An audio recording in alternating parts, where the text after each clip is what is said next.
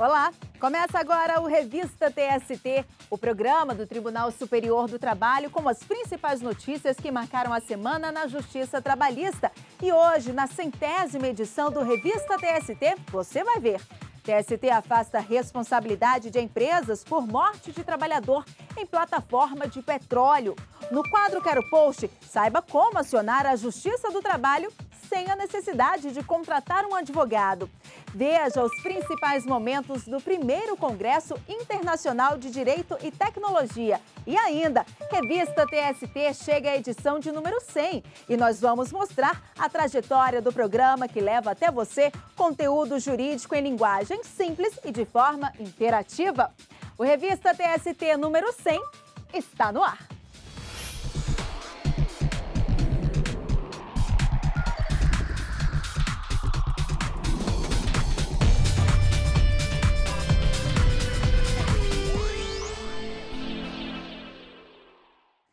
O Tribunal Superior do Trabalho afastou a responsabilidade da Petrobras e das empresas que prestavam serviços à petroleira pela morte de um trabalhador em plataforma de petróleo. O caso foi julgado na seção 1 de dissídios individuais.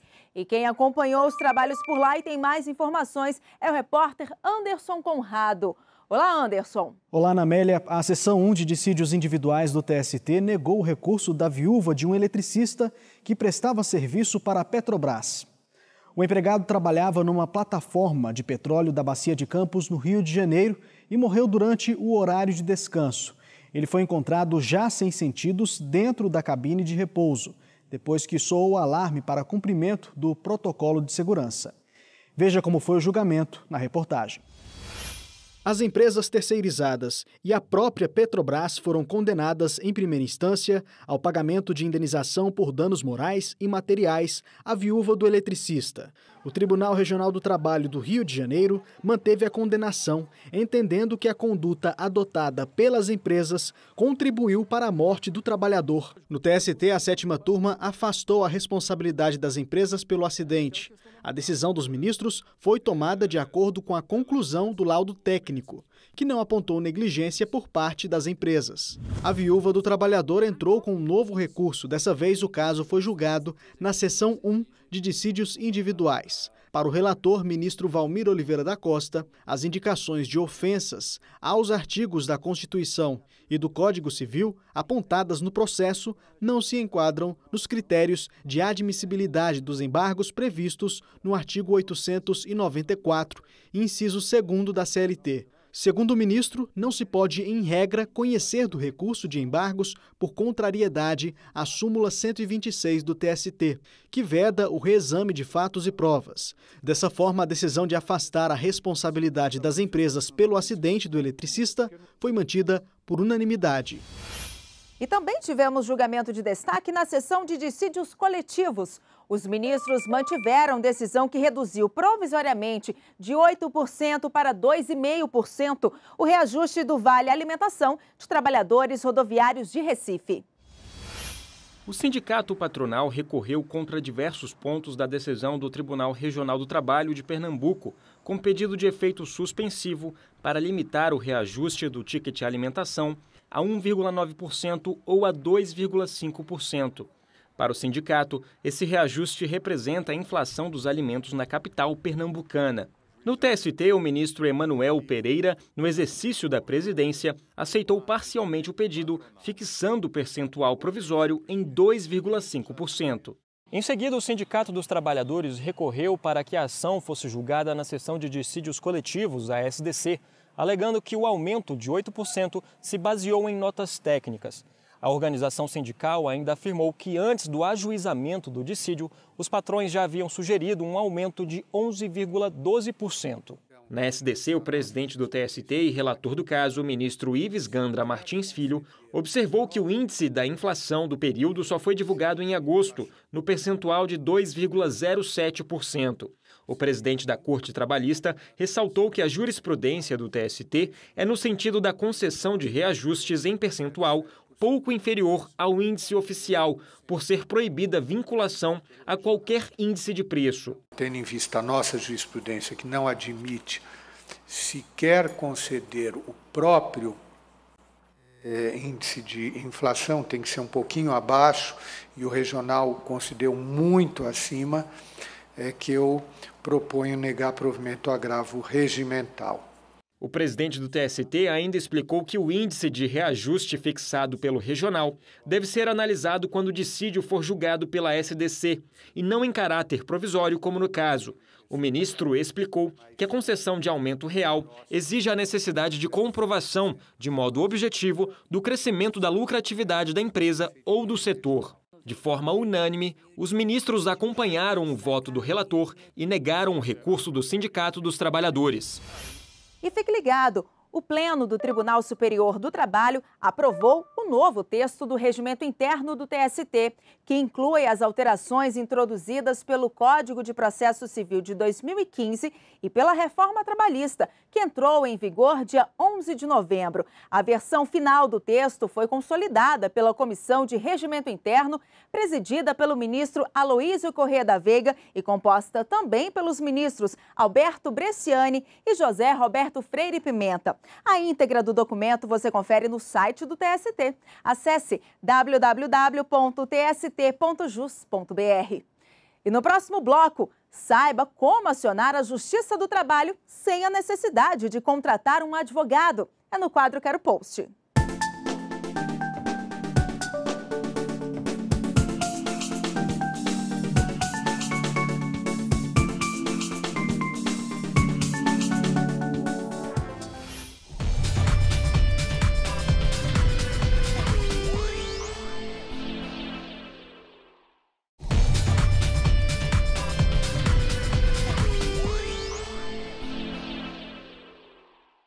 Voltamos com o Revista TST e vamos agora ao giro de notícias pelas turmas.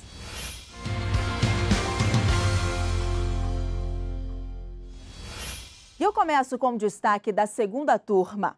A turma excluiu da condenação aplicada ao espólio de um fazendeiro o pagamento em dobro das férias de um trabalhador rural. A punição havia sido determinada pelo TRT de Campinas devido à falta de aviso formal sobre o início das férias, que deveria ter sido feito com 30 dias de antecedência, conforme o artigo 135 da CLT. Para o TRT, a conduta do empregador frustrou a finalidade das férias, que demandam tempo para planejamento. Mas no TST o entendimento foi outro. Para o relator, ministro José Roberto Freire Pimenta, o artigo 135 da CLT não prevê o pagamento em dobro das férias em decorrência de atraso na comunicação. De acordo com o ministro, a punição só é prevista nas hipóteses de atraso ou inexistência de gozo ou pagamento das férias.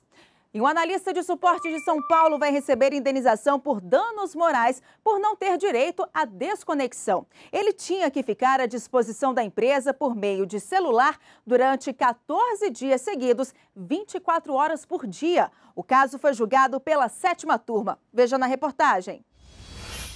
É considerado de sobreaviso o empregado que permanecer em casa, aguardando a qualquer momento o chamado para o serviço.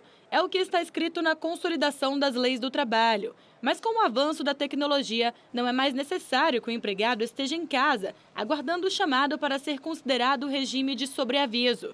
De acordo com a súmula 428 do Tribunal Superior do Trabalho, é considerado de sobreaviso o empregado que, à distância e submetido a controle patronal por instrumentos telemáticos ou informatizados, permanecer em regime de plantão ou equivalente, aguardando a qualquer momento o chamado para serviço durante o período de descanso. Mas até que ponto o empregador pode determinar que o empregado fique à disposição da empresa sem que isso prejudique a vida pessoal dele? Em São Paulo, um analista de suporte de uma multinacional entrou na Justiça do Trabalho alegando que ficava conectado mentalmente ao trabalho durante plantões que ocorriam por 14 dias seguidos. Segundo o trabalhador, ele era acionado em média 3 vezes durante a noite e não podia dormir corretamente, uma vez que o celular ficava ligado 24 horas. O Tribunal Regional do Trabalho da 2ª Região, em São Paulo, entendeu que o analista foi privado do direito de se desconectar do trabalho, sendo privado da intimidade, da vida privada e da saúde social. Para o regional, cabe à empresa organizar os horários e contratar outros empregados para os plantões, assegurando a todos o efetivo descanso. A multinacional recorreu ao Tribunal Superior do Trabalho com o argumento de que o plantão e o uso de aparelhos telemáticos não são suficientes para a caracterização do sobreaviso.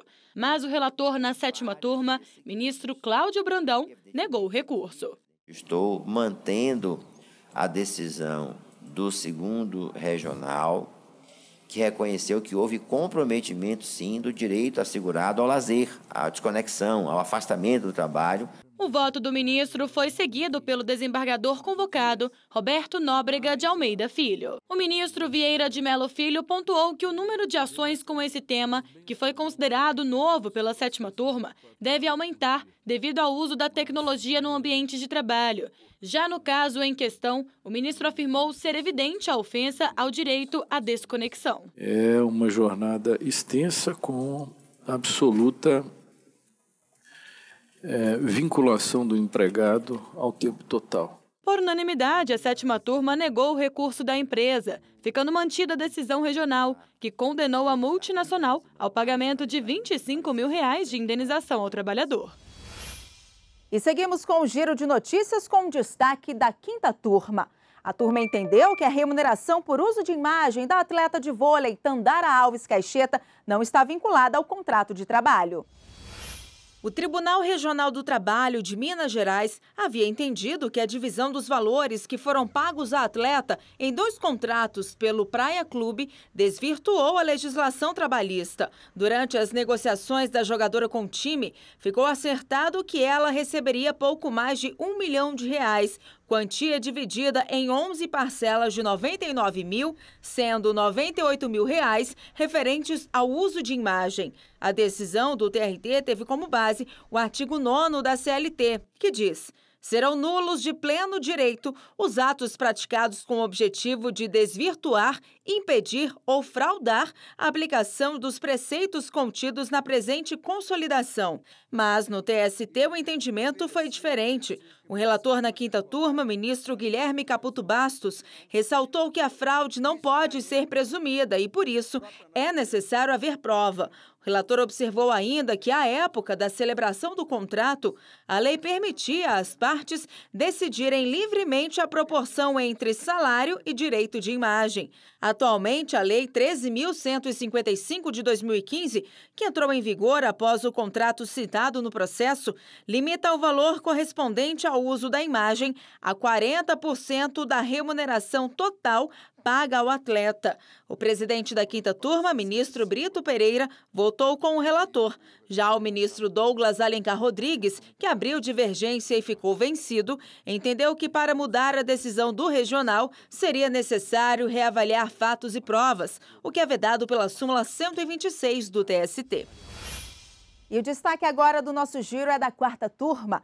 Uma operadora de caixa de um mercado em Minas Gerais que pretendia receber indenização decorrente da estabilidade da gestante teve o pedido negado. De acordo com o processo, nem ela nem o empregador sabiam da gravidez na data da dispensa, mas quando o empregador ofereceu a reintegração à ex-trabalhadora, ela não aceitou, o que configurou nas primeiras instâncias a existência de má-fé e abuso no exercício do direito por parte da trabalhadora. No TST, esse entendimento ficou mantido. Para a relatora, ministra Maria de Assis Calcin, o afastamento do direito à indenização não se deu meramente em virtude do desconhecimento da gravidez, mas porque houve má-fé da trabalhadora que se recusou a retornar ao serviço.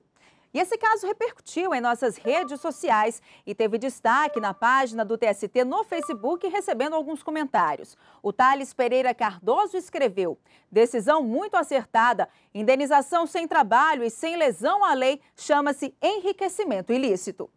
E você também pode deixar o seu comentário na página do TST no Facebook. O endereço é facebook.com/TSTJus.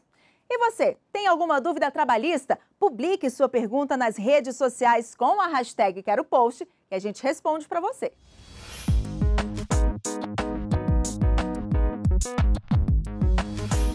E a dúvida de hoje, publicada no Facebook com a hashtag Quero Post, é do Anderson Mendes e ele pergunta o seguinte: como acionar uma empresa diretamente na Justiça do Trabalho sem a necessidade de contratar um advogado? Vamos conferir. Um mês depois do casamento, Genilson recebeu a notícia. Os 5 dias de folga que o vigilante tinha direito pelo acordo coletivo foram descontados pela empresa. Passei meus 5 dias, descansei meus 5 dias, normal que eu tinha direito. Porém, no próximo pagamento, eles descontaram de mim. E aí eu achei injusto. E aí, após isso, eu, depois de pensar bastante, entrei na justiça. Genilson procurou então a Justiça do Trabalho em Brasília e entrou com uma ação contra a empresa. E ele mesmo encaminhou o processo sem contratar um advogado. Nós, cidadãos comuns, ficamos com medo, com receio de chegar até lá, pensando que precisa do advogado, precisa daquela situação lá de alguém por trás, de alguém para poder fazer tudo por você. E não, na verdade você pode chegar lá, você procura os TRTs ou as varas, alguma coisa assim, e aí você pode dar entrada tranquilo. É isso mesmo. A chamada jus postulandi permite que qualquer pessoa possa ajuizar um processo sem advogado na Justiça do Trabalho. Para entrar com uma ação, basta ir ao fórum ou à vara da Justiça mais próximos. A reclamação pode ser tanto escrita quanto verbal. Se for escrita, ela deverá conter o nome do presidente da junta ou o nome do juiz de direito a quem for dirigida, a qualificação do reclamante e do reclamado, um resumo do que está sendo cobrado na justiça, o pedido, a data e a assinatura do reclamante. Em caso de uma reclamação verbal, ela deverá ser escrita pelo escrivão ou pelo secretário em 2 vias datadas e assinadas e deve seguir as mesmas regras da reclamação escrita. A gente digita aquilo que ele fala. Ele fala, tá me devendo 12 meses de salário. A gente vai calcular pelo salário dele e aquilo ali a gente vai colocando. Me deve 13º, me deve 1/3 de férias. Fazendo isso, a gente monta o processo. Com o número do processo, o próprio requerente pode acompanhar o andamento pela página do TRT na internet. É importante lembrar de reunir o máximo de documentos que comprovem aquilo que a pessoa está pedindo. As regras valem tanto para patrões quanto para empregados, nos casos que tramitam em primeira e segunda instâncias. Só há exigência de um advogado nas ações cautelares e rescisórias e nos mandados de segurança, ou ainda quando as ações chegam ao TST. No Tribunal Superior do Trabalho, os recursos são apenas técnicos.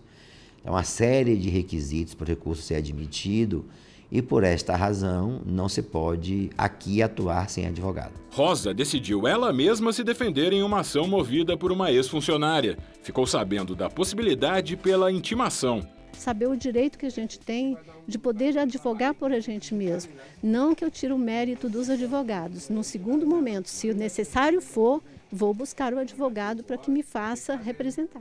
Em vigor desde o dia 11 de novembro, a reforma trabalhista estabelece que a petição inicial deverá conter o valor de cada pedido. Quando a ação tramitar sem advogado, caberá à Justiça fazer este cálculo. Quem entrar com a ação e não observar essa regra, o juiz terá que conceder um prazo de 15 dias para que ela adapte a exigência ao que a lei definiu. Não atendendo essa exigência, será então um pedido extinto sem resolução do mérito. O pedido que não tiver sido quantificado. E lembra do Genilson? Ele entrou em acordo com a empresa e recebeu o valor referente aos dias trabalhados. Gratificante, porque eu ganhei, né? E no próximo bloco, Revista TST número 100. Veja a trajetória do programa que leva até você conteúdo jurídico em linguagem simples e de forma interativa.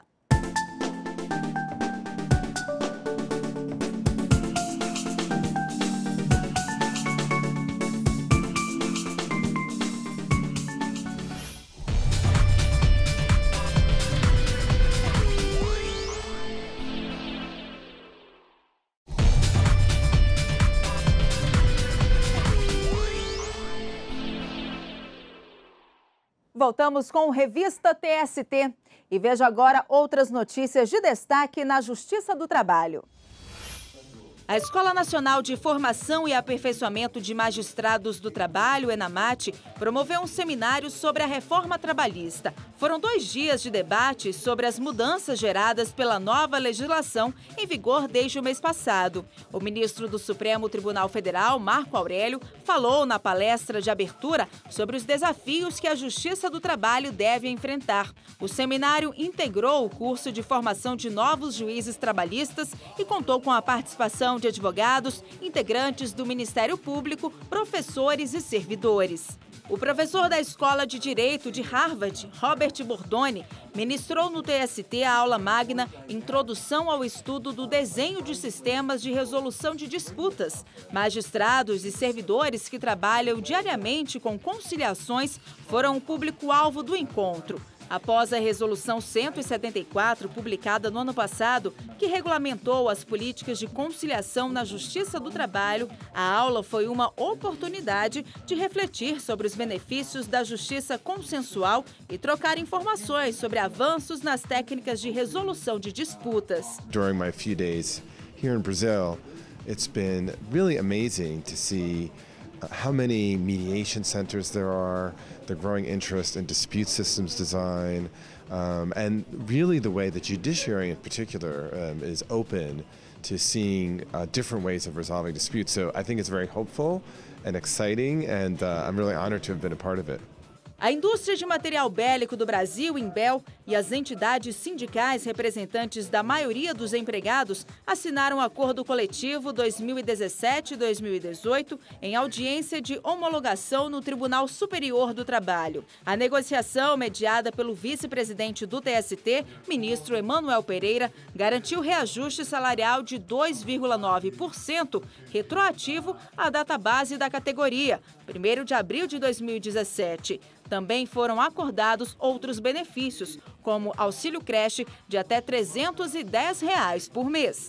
O Corregedor-Geral da Justiça do Trabalho, ministro Renato de Lacerda Paiva, encerrou a correição no Tribunal Regional do Trabalho de Alagoas. Durante uma semana, o ministro avaliou o andamento dos processos, a regularidade dos serviços prestados e o cumprimento de prazos. Ao fim da correição, foi elaborado um relatório com determinações e recomendações das medidas que deverão ser adotadas para melhorar ainda mais a qualidade dos serviços.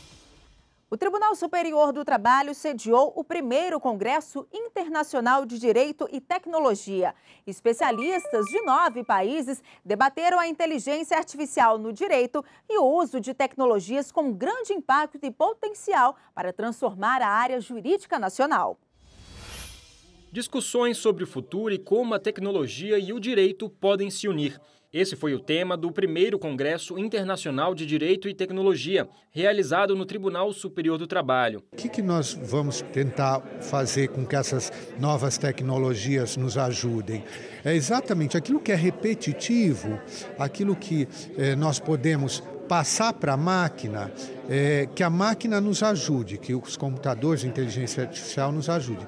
Mas, ao mesmo tempo, nós temos que ter essa consciência até onde nós podemos exigir da máquina e aquilo que nós não podemos abrir mão, que é a atividade efetivamente jurisdicional. Um dos palestrantes do evento, o professor de Direito e Tecnologia, Fábio Veras, explicou que a ideia da tecnologia impactar no acesso e agilidade da justiça é mais recente no Brasil, mas que as possibilidades podem ser amplas. Imagine você que um determinado ministro da corte, para determinado item em julgamento, tem um histórico de uso de doutrina, de citação de jurisprudência, e um robô computacional é capaz de fazer essa leitura e estimar a probabilidade de, para um novo caso, qual é a tendência de julgamento. Uma das grandes preocupações é a segurança no mundo virtual. Diretores das áreas de engenharia de dados e tecnologia de bancos participaram do evento. Essa é uma preocupação bastante latente já há bastante tempo na indústria de serviços financeiros. Nós cuidamos de dados de outras pessoas, nós cuidamos de dados de clientes, cuidamos de dados dos nossos colaboradores. O ex-ministro do Supremo Tribunal Federal, Aires Brito, lembrou que, embora a tecnologia possa ajudar em muitas situações, é preciso ter cuidado. Se a tecnologia chega a ser sinônimo de automação, convenhamos, que não implique desemprego, desnecessariamente, né? Ou que se compense, fecha uma vaga de emprego aqui, abre outra acolá. Em 21 de agosto de 2015, estreava a primeira edição do Revista TST. Em formato de revista eletrônica, o programa inovou na forma de abordar temas trabalhistas e destacar as decisões do TST, sempre de maneira dinâmica e interativa.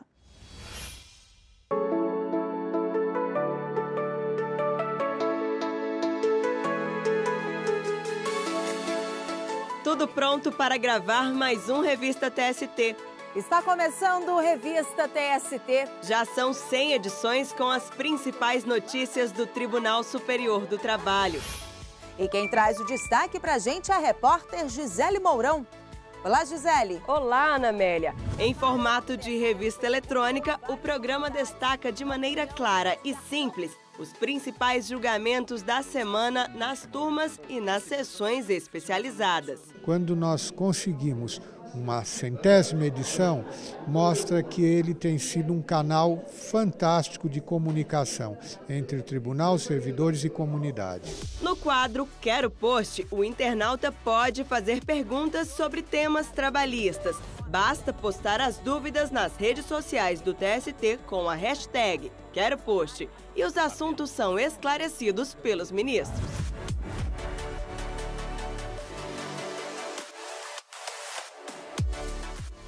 Mas antes de o programa aparecer assim pronto na sua TV, no celular ou no computador, tem muito trabalho. Cinegrafistas, produtores, repórteres, editores, videografistas realizam o Revista TST todo em equipe. O resultado são as decisões da última instância da Justiça do Trabalho ao alcance da sociedade. Às vezes você lê um acórdão, lê uma notícia, você se depara e fica em dúvida. Aí você vai discutir com quem? Claro, você tem os seus colegas, tem alguém que a gente vai buscar.